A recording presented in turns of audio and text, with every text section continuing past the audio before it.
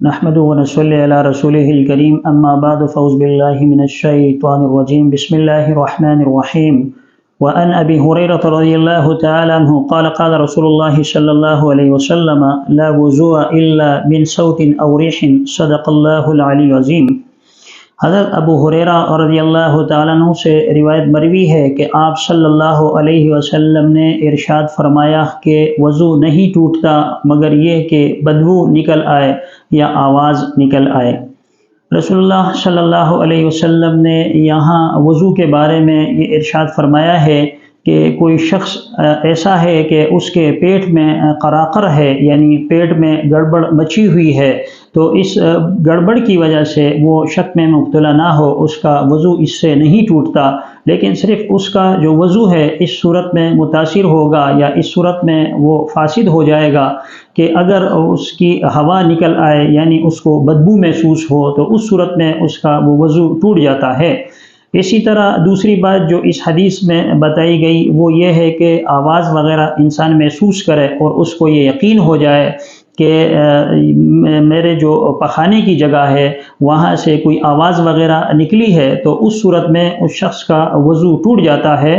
اور اسے چاہیے کہ وہ دوبارہ وضو بنائے، یعنی ہوا کے نکلنے سے بھی وضو ٹوٹ جاتا ہے۔ اسی طرح دوسری جگہ آپ صلی اللہ علیہ وسلم نے فرمایا کہ انسان کی ہوا نکل جائے یا اسی طرح کوئی آواز وغیرہ وہ پخانے کی جگہ سے نکل جائے تو اس کا وضو ٹوٹ جاتا ہے۔ وضو کے ٹوٹنے کے تو بہت سارے وہ ذرائع ہیں، یا یوں سمجھ لیجئے کہ بہت ساری چیزوں سے وضو ٹوٹ جاتا ہے، لیکن اس حدیث میں صرف دو کا تذکرہ کیا گیا ہے۔ ویسے تو جسم سے خون نکلنے پر بھی انسان کا وضو ٹوٹ جاتا ہے، اسی طرح زیادہ قے کرنے پر بھی وضو ٹوٹ جاتا ہے، نماز کے اندر ہنسنے سے بھی انسان کا وضو ٹوٹ جاتا ہے اور نماز بھی فاسد ہو جاتی ہے۔ اسی طرح اگر کوئی پھوڑا پھنسی وغیرہ یا کوئی زخم یا دانہ وغیرہ ہے اس کو اگر کھریجا جائے اور اس سے پانی وغیرہ یا پیپ یا خون نکل آتا ہے اور وہ اپنے مخرج یعنی اپنی جگہ سے وہ بہہ جاتا ہے،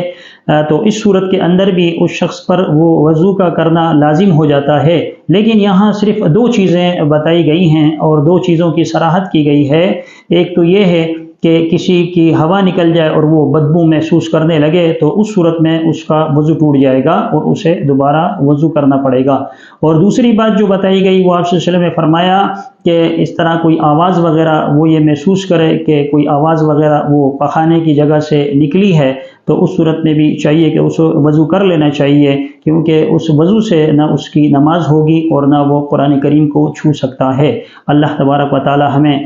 مسائل کو سمجھنے کی اور اس پر عمل کرنے کی توفیق عطا فرمائے۔ آمین۔ وآخر دعوانا ان الحمد للہ رب العالمین۔